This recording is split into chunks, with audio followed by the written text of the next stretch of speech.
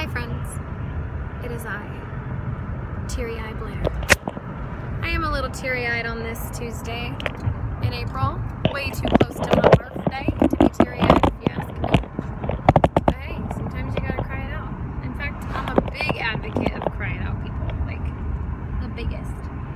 And this is my cry it out face, and I don't fuck with you, so it's good. And I wanted to kind of start a little vlog diary of my life because the goal is to write a book. Me and my family have talked about it all the time. We're super interested in writing a book together, each our own books, and passing them down to our kids, having our kids add their own book, and then starting these books to be passed down. What's going to be in the books, Blair? Why is your life so interesting? What makes you think people want to read what you've gone through? Well, I'd say I'd like to read what I've gone through if I had a much different life than this. So I'll forget the order of some of these as I just spew them out, but to not forget for the book, it starts when I had Alara. It might even start before that. My story before that is really fun too. So I'm adopted. Me and my sister and brother are all adopted since we were born, which is such a blessing to be adopted since you were born, and you miss that whole phase of like foster and different parents and like knowing your parents and then leaving your parents and having your new foster family. It's just something I'm really glad we missed. That would have changed us in probably a very different negative way, just a guess. But props to all those kids out there who do it and do it well and just succeed and persevere. I'm just like in awe to all of you. Back to me. My birth parents were teenagers when they got pregnant with my sister, who's the eldest, and they were not in a good situation in life. My dad was almost accepted into the Air Force. He took the test, and I believe he just barely underscored, and probably pride may be the reason he never took it again. I'm not certain. We can ask him. I'm sure he'd love to be a part of the book. So my father and my mother, they were dating. They were teenagers. I think my mother was 18 when she had my sister. They knew immediately that it was not a good situation for a baby, and they had a couple in mind. Let me tell you how they know the couple in mind that they were going to ask to please adopt their only child at the time, my sister.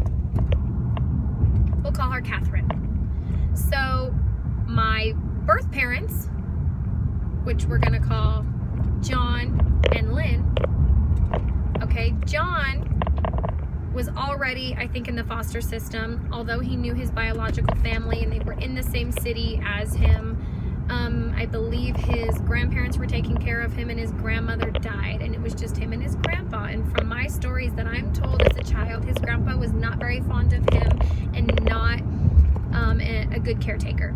So he was on the streets. He wasn't old enough to be on the streets by himself, not quite.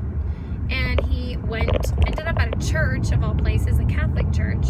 And someone at the church said, "Who can house this teenager for the night? He's going into the foster system." Well, my adopted parent raised her hand, and we're going to call her Marie. So Marie goes, "Me and my husband will take him home. We were interested in fostering anyways. This is a great like precursor crash course on how this might go for us." And the reason that my adopted parents, Frederick and Marie, were so interested in fostering to adopt is because my father, Frederick, he was paralyzed. He was a paraplegic, no feeling, no nerve action from the belly button down. So he could use his hands. He was not a quadriplegic. He was just a paraplegic. So legs were not working. Belly button and down, no function, no use, or function, but no cognitive use. He could not tell his body what to do. So no deliberate use, that's the word. And so they knew that they couldn't have kids, and they wanted to foster and then eventually adopt because they wanted to be parents. Now my adopted mother, Marie, she was a devout Catholic, raised that way, the oldest of a ton of kids in her family. The parents practiced and lived the typical Catholicism back then, back in those 70s, 60s, 50s, 40s, all that. So my mom, adopted mom, Marie, when she went into high school, someone whispered sweet nothings. sweet nothings in her ear and ended up promising her the world and the moon and the stars, and slept with her, got her pregnant. She had a baby that she had to then give up for adoption because that was, I don't know why. I assume it's what you did back then, but I also think that there was a fear of raising a baby out of wedlock, and that this baby deserved two parents, more than the fear that she knew what the baby deserved. She knew what the baby deserved. The baby didn't ask to be born. And I think that way because she burnt that into my brain all these years raising me. Back on track.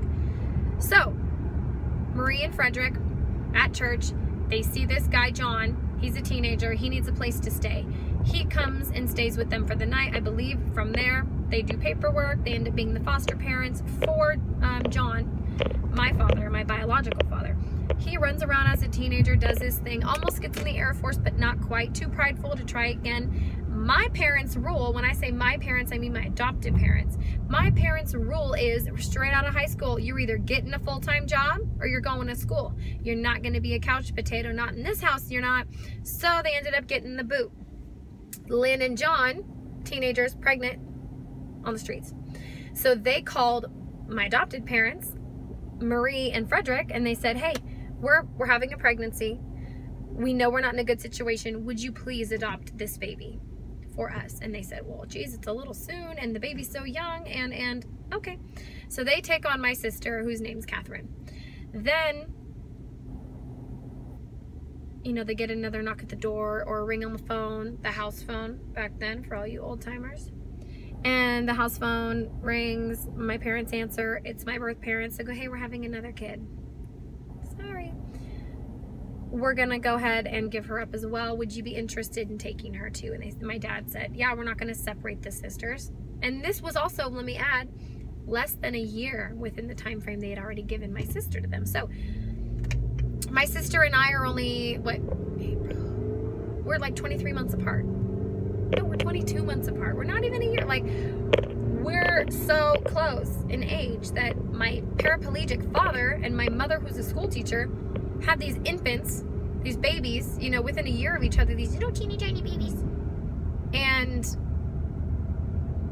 how hard was that? Not to mention we were born probably on drugs. I mean, we were told we are. It's a debate. My birth mom says, no, no, no. My adopted mom says, oh, yeah, yeah, yeah. Well, who am I supposed to believe? Probably the sober one. Sorry, Lynn. So I'll go ahead and say, yeah, we were probably born on drugs, on some kind of substance. My mom said we would just scream and all this. So then, you know, over there we have John and Lynn. They decided to do it again. They had a third pregnancy, which is my lovely brother. His name also is John. And he was born with, like, you know, some asthma, some issues with the breathing. Again, whoever you want to believe, nobody really knows. I wasn't there, I guess. And so that is how I became adopted. And from the adoption, the next monumental thing in my life was struggling to get to know my birth parents. My parents were really good at this. They kept them in our life willingly, more like an aunt or an uncle. We didn't call them that. We knew they were our biological parents, which I really support the method they chose to introduce the adoption, because we knew from the time we were born. They always said it. They always integrated them. They allowed them over for holidays, birthdays, random visits. As long as they were doing well, clean and sober people, they can visit us. It was just the best deal. Like, take it. And that was really cool until we got to be like junior high, and they both kind of fell off the face of the earth and we didn't see them for a while. At the time, I was too young to realize that meant they were doing drugs and needed space, potentially. That's what it meant. So I was fighting for it. I'd call any number I had for them. Even one time I pulled out my birth parents' yearbook, and the people who said, love you so much, you know, hope you always remember me, and left their phone number, I would call them and be like, do you know this person?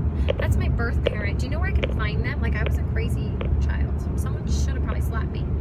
And then as a teenager, you know, every kid needs reasons to cry, because every kid just needs to cry, and they need a reason because that's what we teach them. And that's not true.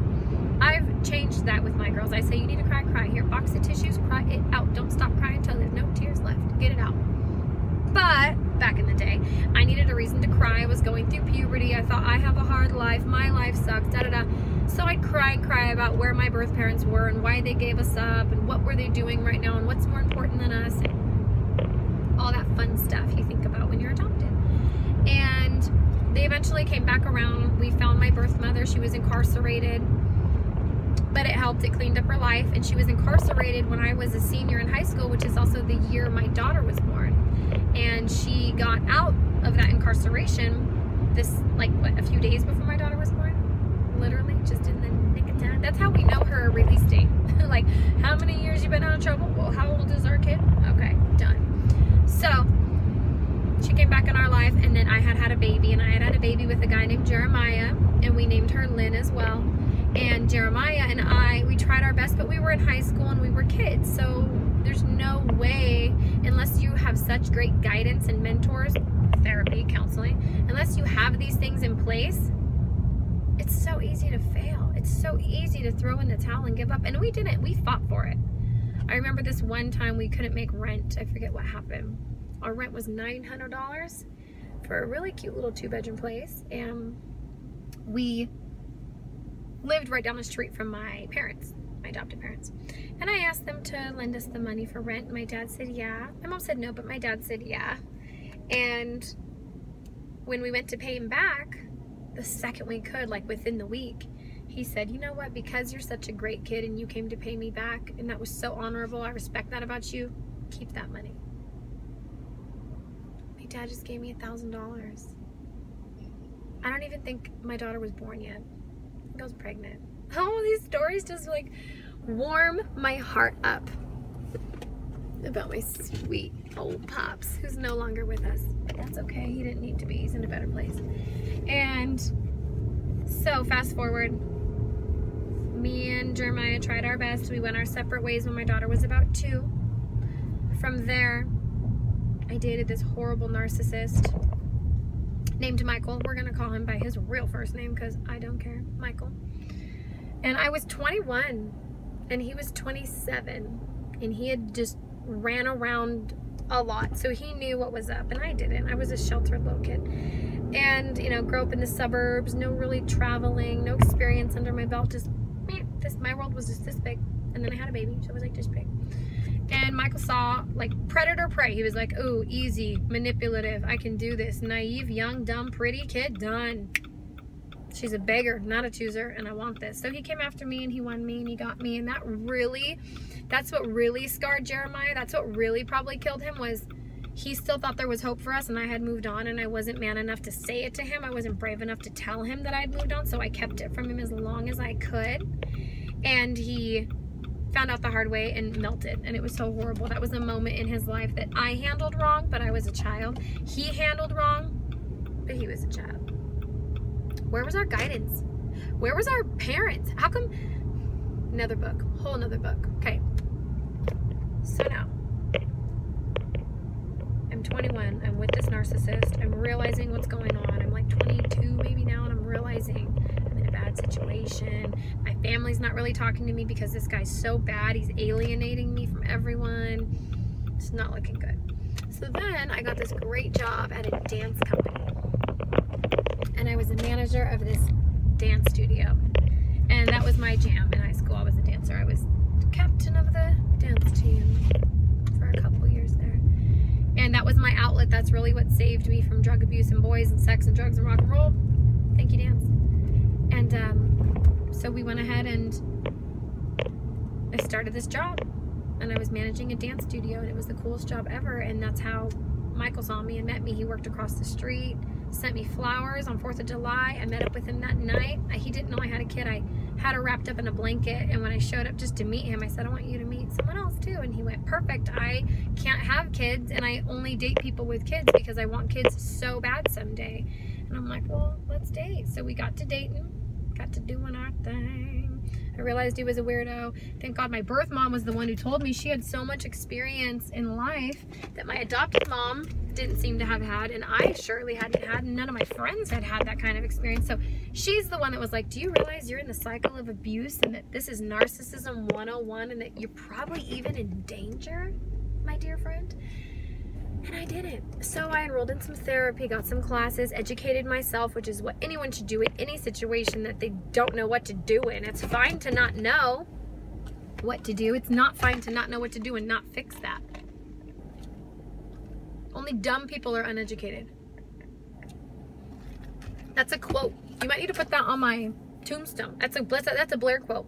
Only dumb people aren't educated. It might even be a fact, not a quote. I'm just saying. Fast forward. So I'm working at the studio. I meet this guy. He seems wonderful. My mom tells me, no, and I start to see it from my no self. So as I'm working at the studio, there's a girl who I know from high school, and she's bringing her daughter in. Our kids are the same age. She tells me she's going through a divorce and that her husband is abusive, and she's part-time here and part-time out of town, leaving him. And so I'm like, oh, wow, it sounds horrible. It sounds crazy. I'm so sorry. And as I'm the dance instructor, I'm starting to meet Dad. He's coming in, he's picking her up, and they can all mask abuse, right? But he is just like this huge teddy bear. I get no weird vibe from him. He's so poised and calm and collective and just warm. And I'm just like, something inside me saying, you're weirder than him. You might be lying. I don't think he is. I'm going to go with my gut at this point. Probably because I was young still and very overly sure of myself because I just diagnosed the narcissist when I was moving out. And Michael had gotten more abusive when I started to move out and actually like pin me against walls and throw a lamp at me. And there's my sweet little baby in the middle of it. And I'm like, what am I doing? I'm that girl. Get me out of here. So the only people in the world I had at the time that I felt like I had was this girl at the dance studio and her almost ex-husband. Our kids were playing together. They were having so much fun. So I say, would you guys help me move out of here? I don't know how to I need a truck. I need manpower.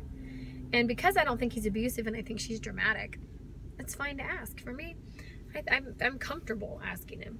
So they come over, they help me move out. And I where am I going? Oh my God, I'm moving into their house on accident. And luckily they had, the room. But I moved in there. And then I realized that, yeah, she is part-time out of town, but she wants to be full-time in town now because I'm there, because I'm a pretty girl and I'm around her almost ex-husband that I thought she didn't care about, but apparently she does. So that happened. And then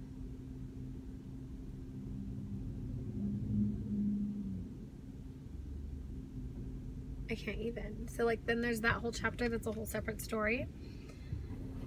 After all that happened, it became me, Eugene, which is the ex-husband of the girl, and then our kids, Marie and Lynn. More Maries, sorry guys. And so me and Eugene became a couple. We both had daughters. We were both single. We were both newly single. We had both gotten out of horribly abusive relationships because it turned out to be his ex-wife was the abuser. And that's what I saw living there. And that's why I was okay dating him. So it just felt right. I didn't want to love him. I just accidentally loved everything about him and who he is and was, and I still do to this moment. It's the craziest thing. And